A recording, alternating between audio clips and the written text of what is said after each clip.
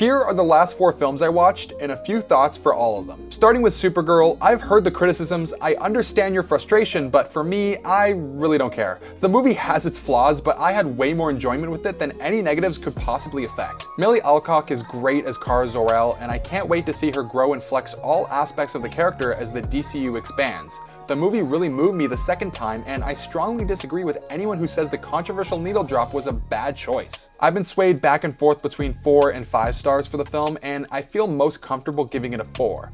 I'd love to do a longer video on specifically what worked and what didn't work for me in the film, so maybe I'll consider that when the film gets released digitally. Next is Girls Like Girls. I still haven't seen the music video that the film is based off of, but I really enjoyed the story of this one.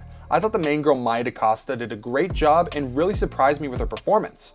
The rest, not as much. The ending didn't land as well as I would have hoped and didn't feel as real and raw as the rest of the emotions throughout the film felt, but that didn't take away from my overall experience with the film. All things considered, this is a pretty strong directorial debut, so I'm not that upset, just kind of a middle ground, nice.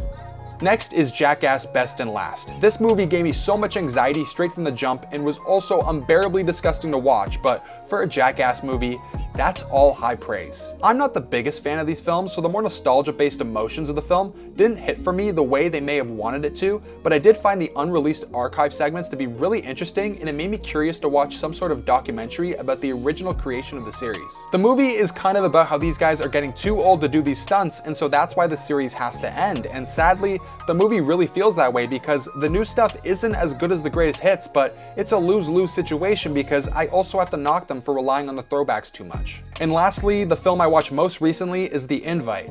Now, I don't want to be exaggeratory and say this is the greatest film set in one location because I know there is a very strong and powerful lineage of film history that fits into that category, but what I will say is that I'm simply here for the discussion. All 4 actors are just on their A game and giving great performances that are so funny but also so believable. The film is only 107 minutes, but the script must have been double that length just with how much dialogue they fit into this movie. Even when I thought I knew where the film was going, it continues to go deeper and deeper and unravels into a chaotic place I wouldn't have guessed, but ends in a really sweet and heartfelt spot. My entire audience was non-stop laughter and they erupted in applause at the credits, so I know I'm not alone. Those are my thoughts on the last 4 films I watched. Have you seen any of those 4? Let me know your thoughts in the comments.